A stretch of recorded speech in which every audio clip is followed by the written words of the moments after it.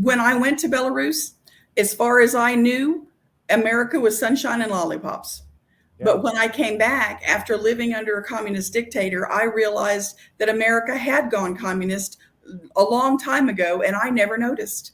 And since I've come back in 2007, I've been trying to talk to people about this. When I came back, I went back to my old job, and they had gone from personnel when I left to a personnel department to human resources when I came back. And I went to my Yeah. supervisor and said, we are heading into communism this way. Why do you only think we're resources? But now the Putnam City School District doesn't even have human resources anymore.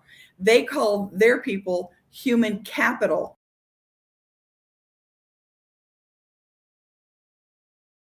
Well, a dictator needs slaves. So we have to train our kids to work. When I was in Belarus, I learned how that's done, and it's totally acceptable to the population. Your kid, well, they get a choice of a limited number of careers they might want to try.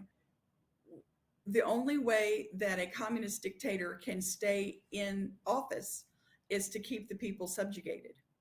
And in order to do that, you have to limit their education.